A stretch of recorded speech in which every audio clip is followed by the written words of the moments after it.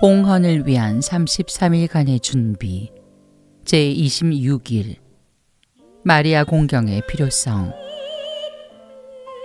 교회의 신비 안에서 어머니와 동정녀로서의 탁월하고 독자적인 모범을 보여줌으로써 뛰어난 위치를 차지하고 있는 마리아께서는 모든 천사와 사람들 위에 드러높임을 받으셨으며 지극히 거룩하신 하느님의 어머니로서 교회 안에서 특별한 공경을 받고 계신다. 특히 마리아께서는 하느님의 어머니로서 뿐 아니라 평생 동정이시며 원죄 없이 잉태되셨고 죄의 물듦이 전혀 없이 영혼과 육신이 함께 하늘로 들어 올려진 분으로서 하느님의 은총을 가장 충만히 입으신 분이시다. 이 네 가지 사실은 마리아께서 누리시는 영광스런 특천인 동시에 그리스도인들이 마리아를 공경하는 주요 근거가 되고 있다. 이러한 분께 나는 과연 마땅한 공경을 드리고 있는가? 시작 기도. 하느님의 현존을 의식하며 천천히 성호를 긋고 잠시 자신을 반성한 뒤 성령 송가를 바치거나 성령에 관한 성가를 부른다.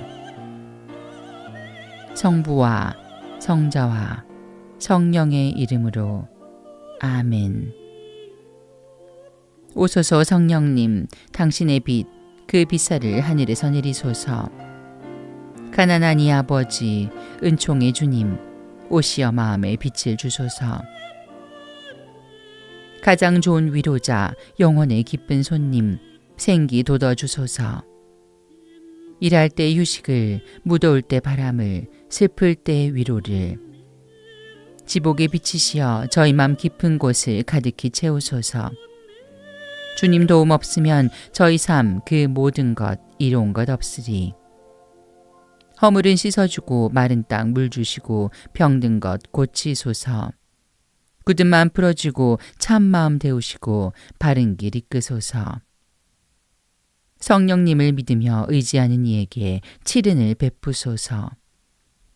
공덕을 쌓게 하고 구원의 문을 넘어 영복을 얻게 하소서.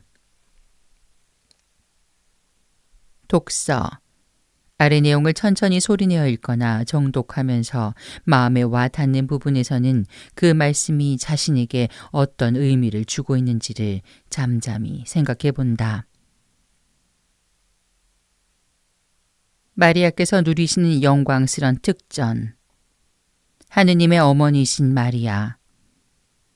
우리가 마리아를 모든 성인들 위해 공경하고 사랑하는 것은 마리아 자신 때문이기라기보다 마리아께서 하느님의 어머니시라는 사실 때문이다.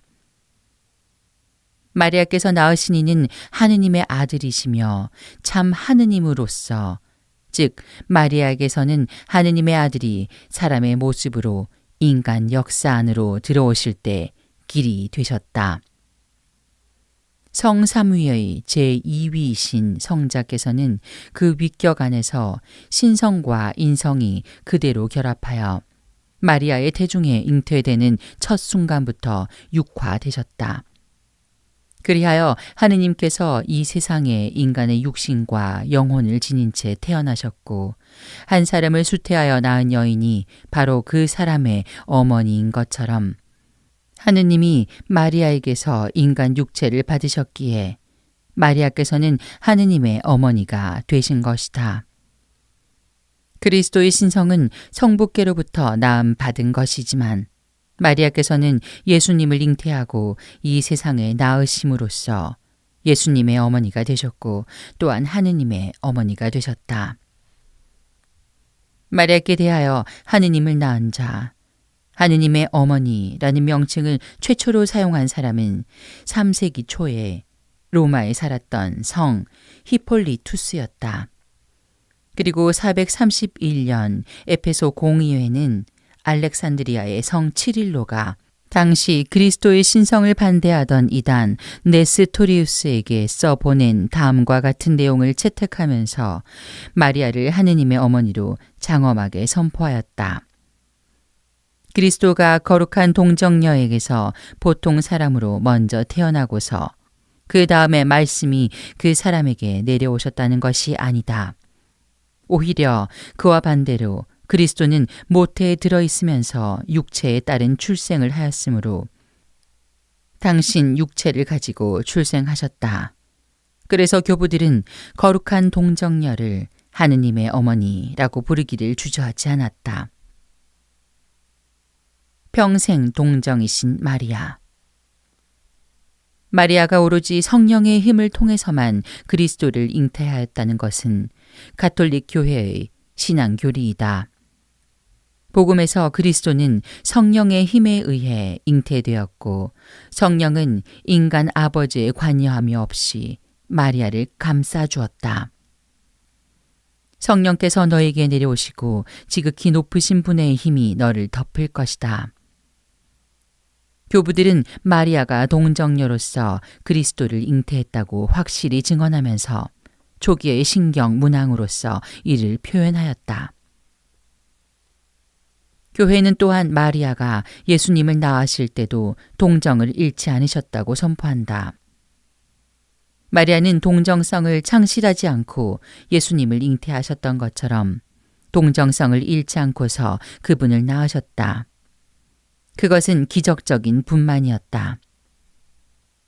하느님께서 인간의 몸을 빌려 인간의 모습으로 태어나셨지만 그분의 탄생은 이처럼 예외적인 탄생이었다. 성 아우구스티노는 이 사실을 이렇게 표현했다. 잉태한 동정녀, 분만한 동정녀, 아기 예수를 갖고 있던 동정녀, 아기를 낳으신 동정녀는 영원한 동정녀이시다. 오 인간이여, 무엇 때문에 이런 것에 놀라는가? 하느님이 사람이 되실 때라면 이 방법으로 나시는 것이 마땅한 것이다. 마리아에게서 나신 그분이 마리아의 바탕을 지으신 것이다. 마리아께서 당신 전 생애를 통해서 동정녀로 계셨다는 진리는 교회가 아주 처음부터 가르쳐온 신앙 교리이다. 마리아는 예수님을 낳으시기 전에도 도중에도 낳으신 후에도 동정녀이셨다는 점에서 이미 4세기에 마리아를 일컬어 평생 동정녀라는 명칭이 대중적으로 사용되고 있었다. 마리아의 영원한 동정성에 대한 믿음은 431년 에페소 공의회의 시대에는 분명히 표현되었고 1555년 트리엔트 공의회 기간 중 교황 바오로 4세는 마리아의 동정성에 관한 전통적 신앙의 교리를 재확인하였으며 제2차 바티칸 공의회는 마리아를 평생 동정녀라고 부르고 있다. 그리고 마리아의 동정성에 대한 이러한 믿음은 동정 그 자체보다도 다음 두 가지 진리를 내포하고 있다는 점에서 그 의미가 있다 하겠다. 즉 마리아께서 낳으신 아들은 인간 아버지가 없고 하느님만이 그분의 아버지시라는 점이며 동정녀로서 하느님을 낳으신 것은 강생을 통해서 하느님이 진정으로 세상에 들어오셨다는 것을 증명한다는 점이다. 즉 하느님께서 마리아에게서 인간 육체를 받으셨다는 사실이다. 원죄 없이 잉태되신 마리아. 1854년 교황 비오 9세는 마리아의 원죄 없는 잉태를 모든 신앙인이 믿어야 할 계시 진리라고 하며 이렇게 선포하였다. 복되신 동정녀 마리아는 잉태의 첫 순간에 전능하신 하느님의 특별한 은총과 특권으로 말미암아 인류의 구세주 예수 그리스도의 예견된 공로에 비추어 원죄의 아무 흔적도 받지 않도록 보호되셨다. 마리아 역시도 아담의 한 후손이므로 당연히 원죄의 죄가를 받아야 했다. 그러나 하느님의 특별한 결의는 마리아가 낳을 예수 그리스도의 예견된 공로를 마리아가 미리 입어 그를 원죄에 물들지 않도록 하셨다. 하느님의 어머니가 되기 위해서 마리아께서는 당신이 낳으실 하느님의 아들의 구속 공로를 미리 입어 원죄 없이 잉태되는 하느님의 특별한 은총과 특권을 받으신 것이다. 이러한 진리를 마리아께서는 또한 직접 인류에게 계시해 주셨다. 1830년 7월 18일 프랑스 파리에 있는 카리타스 수녀원의 가타리나 라브레 수녀에게 처음 발현하신 후 4개월이 지난 11월 27일 마리아께서는 원죄 없이 잉태되신 마리아님, 당신께 의탁하는 저희들을 위하여 빌어주소서라는 기도문을 가르쳐 주셨다. 그러나 그 당시에는 마리아의 원죄 없는 잉태가 믿을 교리로 아직 반포되지 않았던 때였다. 그리고 1854년 교황 비오 9세에 의해 원죄 없는 잉태 교리가 반포된 지 4년 후인 1858년 프랑스 루르드에서 14세의 소녀 베르나데타에게 발현하신 마리아께서는 나는 원죄 없는 잉태이다 라고 하시며 교회의 가르침을 확인해 주셨다. 20세기에 들어 마리아의 원죄 없는 잉태에 관한 교리를 파티마를 통해 더욱 발전되어 나갔다. 1917년 파티마의 모습을 드러내신 마리아께서는 그래, 히아친타와 프란치스코는 곧 데려가겠다. 그러나 너는 좀 더 세상에 남아있게 될 것이다. 예수님은 너를 통해 내가 세상에 더욱 알려지고 사랑받게 하고자 하신다. 그분은 나의 티 없는 성심에 대한 신심이 세상에 불러 일으켜지기를 원하신다. 나의 티 없는 성심에 대한 신심을 실천하는 사람들에게 나는 구원을 약속한다. 그 영혼들은 내가 하느님의 옥자 앞에 놓아드린 꽃들처럼 하느님의 각별한 사랑을 받게 될 것이다. 라고 하시며 원죄에 물듦이 없어 지극히 깨끗한 성심에 대한 신심을 세상에 전파하도록 요청하셨다. 영혼과 육신이 함께 하늘로 들어 올려지신 마리아. 마리아께서는 지상 생활을 끝낸 뒤 몸과 영혼을 그대로 지닌 채 하늘로 올림을 받으셨다. 죄에 물든 일이 없는 몸이었기에 당신 아드님처럼 그의 몸도 무덤에 계시면서 죄가 세상에 가져온 죽음의 지배를 받을 필요가 없었다. 마리아를 원죄에서 보호하기 위해 미리 사용되었던 그 구속의 효염으로 마리아께서는 세말에 만민이 부활하기 전에 육체를 갖고 승천하셨다는 이러한 신심은 교회 안에 전해져 내려오는 매우 오래된 것이다. 5세기 전후부터 동방교회에서는 8월 15일에 성모 영면 축일을 지냈다. 즉 마리아께서 주님 안에 잠드신 일을 축제로 지낸 것이다. 8세기 마렵에는 서방교회 전역에서도 그 축일을 지냈다. 여러 세기에 걸친 이러한 믿음과 신심이 절정을 이루어 1950년 11월 1일 교황 비오 12세는 성모 승천 교리를 정식으로 정의하고 선포하였다. 원죄 없으신 천주의 모친 평생 동정 마리아께서 지상 생활을 마치신 후에 영혼과 육신을 가지고 천상 영광으로 올림을 받으셨다는 것은 하느님으로부터 계시된 교리임을 선언하고 선포하며 정의하는 바이다. 제2차 바티칸 공의에도 예수의 모친은 천상에서 이미 영혼과 육신으로 영광을 누리고 계심으로써 후세에 완성될 교회의 모상이며 시작이 되신다. 라고 하면서 마리아께서 받으신 특권과 각별한 은총을 재확인하였다. 실로 마리아께서는 하느님의 완전한 영광에 참여하고 계시며 우리도 또한 마리아처럼 그에 참여하도록 부름을 받고 있다. 마리아께서는 교회와 인류가 장차 천국에서 이루고자 하는 모든 희망의 모델이 되시며 확실한 희망의 표지로서 빛나고 계신다. 참된 신심 37항에서 42항.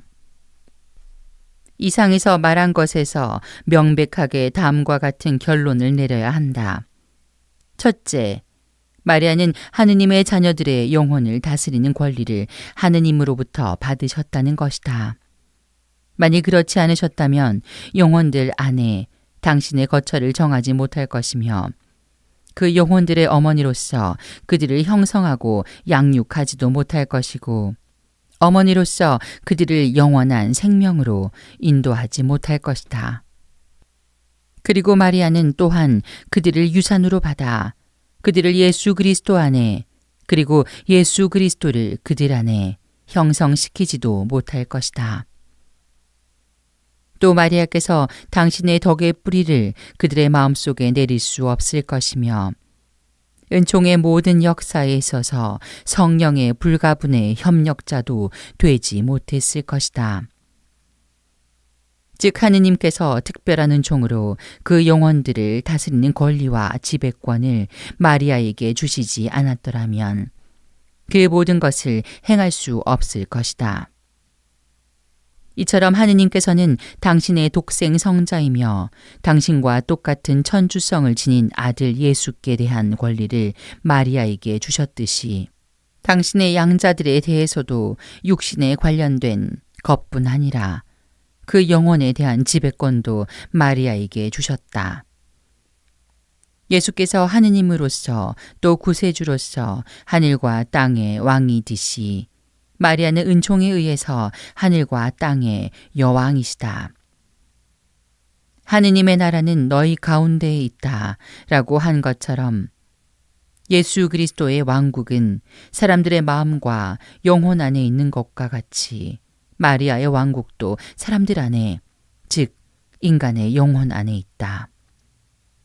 마리아께서 아들 예수와 더불어 이렇게 영혼들 안에 있는 것이 눈에 보이는 모든 조물 안에 있는 것보다 더 큰 영광이 되심으로 우리는 성인들과 같이 마리아를 마음의 여왕이라고 부른다. 둘째, 마리아가 하느님께 꼭 필요한 것은 아니었지만 그분의 특별한 뜻에 따라서 마리아는 하느님께 필요하게 되었다. 이렇게 하느님께 있어서도 마리아가 필요했다면 더구나 최종 목적에 도달하기 위해서 인간에게 필요한 것은 두말할 필요도 없다. 그러므로 마리아께 대한 신심은 다른 성인들에 대한 신심과는 달리 결코 우리 뜻에만 맡길 수 없는 훨씬 필수적인 것이다. 학덕을 겸비한 예수회의 수아레즈와 루뱅의 신학자 쥐스 트립스와 다른 많은 교부들, 특히 성 아우구스티노, 에데사의 부제 성 에프렘, 예루살렘의 성 치릴로, 콘스탄티노플의 성 젤마노, 다마스쿠스의 성 요한, 성 안셀모, 성 베르나르도, 성 베르나르디노, 성 토마스, 성 보나벤투라와 같은 성인들의 가르침에서 마리아 공경은 인간의 구원에 반드시 필요하다는 것이 증명되고 있다. 그리고 몇몇 이단자들까지도 복되신 동정 마리아께 대한 공경과 사랑을 가지지 않는다면 이는 심판받을 확실한 징조이며 반대로 마리아께 대한 진실하고 완전한 사랑과 신심은 구원받는 확실한 표지가 된다고 단언했다. 신구약 성경의 상징들과 말씀들이 이를 증명하고 성인들의 말과 모범이 이를 인정하고 강조하였으며 또한 인간의 이성과 경험이 이를 가르치고 입증해 주고 있다. 더구나 마귀나 악인들까지도 진리의 힘에 눌려 이것을 인정할 수밖에 없었다. 이를 증명하기 위해 내가 수집해둔 교부들과 학자들의 많은 문헌 가운데에서 다마스쿠스의 성 요한의 다음과 같은 말은 이 사실을 잘 증명하고 있다. 오 거룩한 동정녀시여, 당신께 대한 사랑과 신심은 하느님께서 구원하고자 하시는 사람들에게 주시는 구원의 무기입니다. 이 사실을 증명하기 위해 몇 가지 이야기를 인용할 수 있을 것이다. 이 중에서도 이것은 아시시의 프란치스코 성인의 전기에 있는 사실로서 어느 날 성인은 탈원 중에 하늘에 닿은 높은 사다리를 보았다. 그 사다리의 꼭대기에는 마리아께서 서 계셨는데 이는 마리아를 통하지 않고는 천국에 들어갈 수 없다는 것을 의미하고 있었다. 또 한 가지는 도미니코 성인의 전기에 있는 것이다. 도미니코 성인이 카르카손 근처에 살던 한 이단자에게 묵주 기도를 권장했었는데 어느 날 15,000마리의 마귀들이 마리아의 명령에 못 이겨 그에게서 떠나가면서 마리아께 대한 신심에 관한 중요하고 위로가 되는 여러 가지 진리를 얼마나 힘차고 분명하게 인정했었는지. 마리아께 대한 신심에 마귀들이 마지못해 찬사를 보내는 이러한 이야기를 기쁨의 눈물 없이는 읽을 수가 없을 지경이었다. 묵상. 마음에 와 닿았던 말씀을 묵상하며 자신을 비추어 보고 주님께 도움을 청하면서 그 말씀대로 살아갈 것을 다짐한다. 묵상 전 기도. 티 없으신 동정 성모 마리아님, 당신은 성부의 선택된 따님이시고 지극히 정결하신 예수님의 어머니이시며 성령의 충실한 짝이시나이다.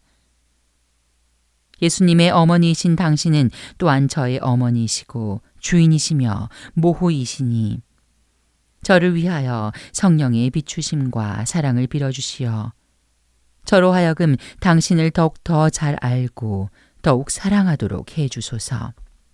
제가 온전히 당신께 속하게 되면 또한 예수님께 온전히 속하기 때문이나이다. 오소서 성령님, 저의 마음을 당신으로 채워주시고 제 안에 천상 사랑의 불을 붙여주소서. 아멘. 생활 실천. 묵상 중에 느낀 내적인 움직임이나 깨달은 점을 노트에 기록하고 그 내용에 따라 생활에서 실천하도록 한다. 묵주기도. 고통의 신비를 바치면서 마리아의 참된 자녀로서 마리아께 마땅한 공경을 드릴 수 있는 은총을 청한다. 마침 기도. 묵상한 내용을 마음에 새기고 생활 안에서 실천할 수 있는 은총을 청하며 바다의 별 기도를 바친다. 바다의 별이요 하느님의 어머니시여 평생 동정이시며 하늘의 문이시여 할애하나이다.